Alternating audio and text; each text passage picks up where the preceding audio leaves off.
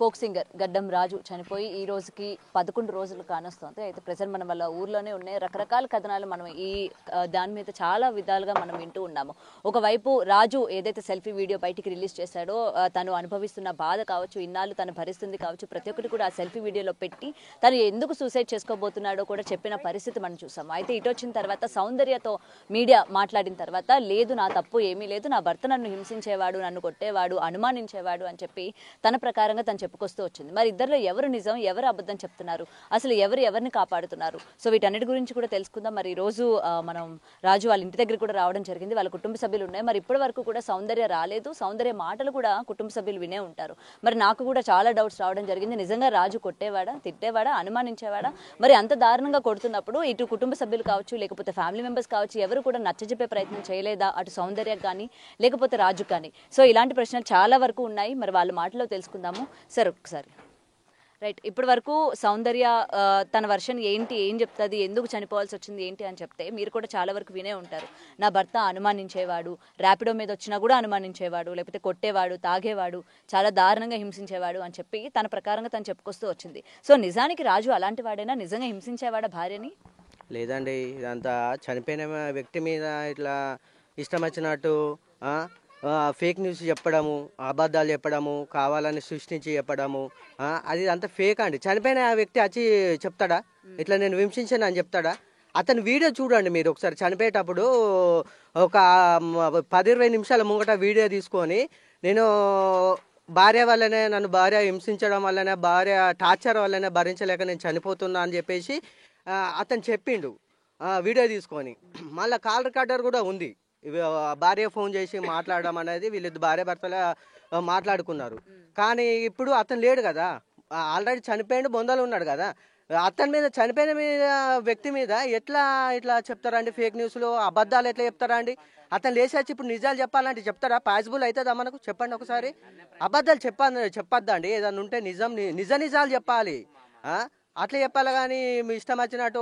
మొన్న ఒకరోజు లైవ్లో కూడా, ఇప్పుడు టీవీ ఛానల్లో వస్తే లైవ్లో కూడా మా అత్త ఇలాంటిది, మా మేరాలు ఇలాంటిది, మా బావి ఇలాంటోడు, మేము పోతే ఇట్లా చేస్తామని బెదిరించారు, అది అని చెప్పడం ఫేక్ న్యూస్ అండి. ఎవరు చేస్తారండి? నీ భర్త కాబట్టి నీకు అధికారం ఉంటుంది. చనిపోయిండు కాబట్టి అతను వెంట నువ్వు రావాలి, భర్తను చూసుకోవాలి, ఇక్కడ అటెండ్ కావాలి, పోవాలి. నిజంగా మీరు అందరూ ఆపారా తను రాకుండా ఉండడానికి? అటు పోలీసుల చేత ఏమైనా ఆపించే ప్రయత్నం చేశారా? భార్య రావడానికి వీల్లేదు, తన వల్ల చనిపోయిందని అయితే లేదండి, ఇది మేము ఎవరూ ఆపలేదు. ఆమెకు రెస్పాన్సిబిలిటీ ఉంది, భర్త మీద రెస్పాన్సిబిలిటీ ఉంది కాబట్టి పోస్ట్ మార్టం జరిగిన తర్వాత మేము, మా కుటుంబ సభ్యులు అందరూ కూడా, మా అత్తమ్మ, మామయ్య, మా బావ కూడా పోస్ట్ మార్టం అయిన తర్వాత మా దుఃఖంలో మేమున్నాం. మేమేం చేసినాం, డెడ్ బాడీని తీసుకొని రావాలి ఇంటికి అని చెప్పేసి దాన సంస్కారాలు చేయాలని ఉద్దేశంతో మేము తీసుకొని వచ్చినాం. అమ్మంటే రాకమని కూడా మేము చెప్పలేదు. వీళ్ళు ఏమంటున్నారంటే అమ్మాయి వాళ్ళు, మేము పోతే మేము పోతే పోలీస్ వాళ్ళే అద్దన్నారు. పోలీసు వాళ్ళు అద్దంటారా అండి? ఒకసారి చెప్పండి. సొంత భర్తే కదా, పోలీసు వాళ్ళ మీద ఎందుకండి నెట్ పెట్టడం? పోలీసు వాళ్ళ మీద పెట్టదు కదా నెట్. వీళ్ళు ఇట్లా పోలీసు వాళ్ళు అన్నారు, మీరు పోతే మీకు సెక్యూరిటీ ఉండదు, 250 కిలోమీటర్లు మేము వచ్చి మిమ్మల్ని కాపాడలేము, మీరు పోవద్దు, పోతే ఏమైనా అయితే మాకు సంబంధం లేదని చెప్పేసి పోలీసు వాళ్ళు అన్నారు అని చెప్పేసి వీళ్ళు అమ్మాయి అనడం అది తప్పండి. రావాలి. మరి ఇప్పుడు ఏం చేద్దాం అనుకుంటున్నారు నెక్స్ట్? పోలీసులకు మీరు మొత్తం కూడా ఈ ప్రూఫ్స్ అన్ని కూడా ఇవ్వడం జరిగిందా? పోలీసుల దగ్గర నుంచి ఏం చెప్తున్నారు? అయితే మేము ఏం చేసామంటే, మా బావ అనిల్, మా బావ వెళ్ళాడు పోలీస్ స్టేషన్కి. వెళ్ళి పోలీసు వాళ్ళు ఏమన్నారంటే, రాజు సెల్ ఇవ్వండి, అందులో వీడియోస్ కానీ కాల్ రికార్డ్స్ కానీ ఏవైనా ఉన్నా కూడా మేము ఎంక్వైరీ చేస్తాము. రాజు సెల్ ఇవ్వండి అంటే సిఐ గారికి సెల్ ఇచ్చేసాము. సిఐ ఎస్ఐ గారితో మాట్లాడినాము. ఆల్రెడీ మాట్లాడితే మేము ఇన్వెస్టిగేషన్ చేస్తామండి, తప్పకుండా రాజు విషయంలో ఇన్వెస్టిగేషన్ చేస్తాము. ఎలా ఊరు పెట్టుకొని చనిపోయాడు, భార్య భర్తలకు ఎట్లా గొడవ వచ్చింది, అమ్మాయి వాళ్ళ అమ్మ నాన్నని, వాళ్ళ అన్నదమ్ముల్ని, అమ్మని పిలిపించి ఇన్వెస్టిగేషన్ చేసి అడుగుతాం. మిమ్మల్ని కూడా పిలిపించి అడుగుతాము. చుట్టుపక్కల రూమ్ ఉన్న కాడ చుట్టుపక్కల కూడా అడిగి ఇన్వెస్టిగేషన్ చేసిన తర్వాత మేము ఏందన్నది చెప్తామని చెప్పేసి ఎస్ఐ గారు, సిఐ గారు అన్నారు. అన్న తర్వాత సరే అని చెప్పేసి మా బావ సెల్లు, రాజు సెల్లు అతను సిఐ గారికి ఇచ్చేసి మేము కంప్లైంట్ మా బావ అనిల్ రాసి ఇచ్చి వచ్చేసాడు. అంతే అండి. అండ్ ఇప్పుడు ఇంకొకసారి అంటే లాస్ట్ టైము రాజు వాళ్ళ నాన్నగారు ఎవరైతే ఉన్నారో నా కోడలు మంచిది కాదు అని చెప్పి ఆయన దాని తర్వాత లేదు నా కోడలు మంచిదే అని చెప్పడం కూడా జరిగింది అని చెప్పి ఒక వీడియోలో చూడడం జరిగింది. సో ఎందుకు అలాగ మాట మార్చడం జరిగింది ఒక్కసారిగా, లేదు నా కోడలు మంచిదే అన్నట్టు? అంటే ఏంటంటే కొడుకు చనిపోయిన సిచ్యువేషన్లో ఏమో తల్లిదండ్రులు ఉన్నారు. వాళ్ళేమో వాళ్ళ మా వీళ్ళ కోడలు ఏంటంటే ఆమె మొన్నో తీరు మాట్లాడింది, మా అత్తమామ మంచోళ్ళు కాదు, మా మరిది మంచోడు కాదు, మా ఏరాలు మంచిది కాదు అని చెప్పేసి వీళ్ళ మీద అన్ని అబద్ధాలు ఫేక్ న్యూస్ పుట్టించుకుంటే చెప్పింది. మళ్ళీ నిన్న మీడియా వస్తే నిన్నో విధంగా మాట్లాడుతుంది, అంటే సానుభూతి చూపిస్తుంది. నిన్న మాదే తప్పు ఇట్లా సంగతి, నేను దాన సంస్కారాలు పోకపోవడానికి నా తప్పే అని చెప్పేసి మాట్లాడడం, నిన్నో విధంగా మాట్లాడడం. ఇట్లా రోజుకొక విధంగా మాట్లాడితే మేము ఏది కరెక్ట్ అనుకోవాలి చెప్పండి మేడం? ఏది కరెక్ట్ అనుకుంటాము?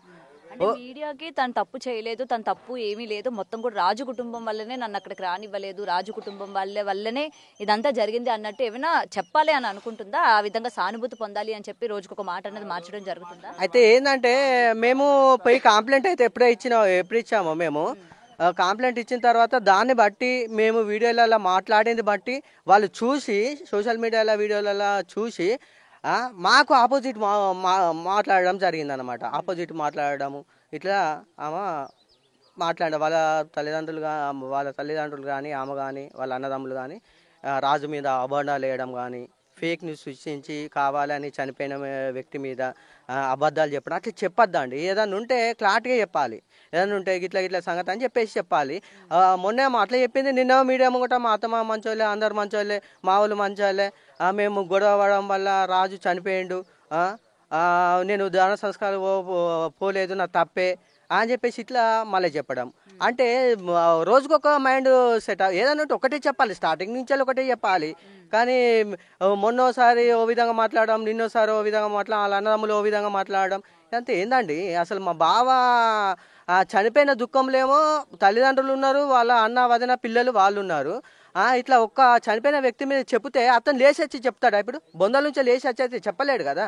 అట్లా చెప్పొద్దండి, చనిపోయిన వ్యక్తి మీద చెప్పదు. నీకు ఏం జరిగింది, మీ భార్యల మధ్యలో ఇద్దరి మధ్యలో ఏం జరిగింది గదే చెప్పాలి.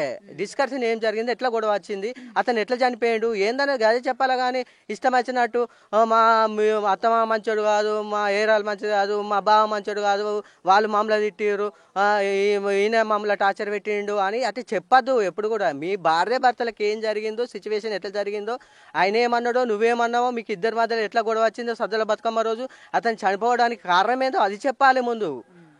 కానీ వీళ్ళ మీద అబండాలు వేసి ఇష్టం వచ్చినట్టు నీ నోటికి ఎంత అంత అబద్ధాలు చెప్పొద్దు కదా. రాంగ్ విషయం చనిపోయిన వ్యక్తి మీద చెప్పొద్దు. అట్లా ప్రజలు కూడా నమ్మరు సోషల్ మీడియా వల్ల. వాళ్ళకు అతనికి రాజుకు ఒక సెలబ్రిటీ అండి, మామూలు క్యాండిడేట్ కాదు, ఒక సెలబ్రిటీ, ఒక షార్ట్ ఫిలిం యాక్టర్ అయినా అతనికి 4 లక్షల మంది ఫాలోవర్స్ ఉన్నారండి. ఇన్స్టాగ్రామ్ కానీ, ట్విట్టర్ కానీ, యూట్యూబ్ కానీ, వాట్సాప్ కానీ. ఆ పాటలు కూడా చాలా మంది వింటున్నారు. ఒక్కొక్కరు కూడా ఆయన వీడియో చూసి చనిపోయిన మాటలు వీడియో చూసి కూడా సోషల్ మీడియాలో ఎంతో మంది పెడుతున్నారు. కన్నీళ్ళు పెట్టుకుంటా, రాజు నువ్వు మంచిగా ఇట్లా చేసుకోనుంటివి, నువ్వు ఇట్లా చేసుకున్నట్టు కరెక్ట్ కాదు రాజు, నువ్వు నీ వీడియోలని మేము చూసి దుఃఖిస్తున్నాం, మాకు ఏడుపస్తుందని అభిమానులు ఏడుస్తున్నారు కదా సోషల్ మీడియాలో వీడియోలు తీసుకుంటా. ఎందుకు చేస్తారండి? మంచోడైతేనే కదా చేసేది. ఇంకా అట్లా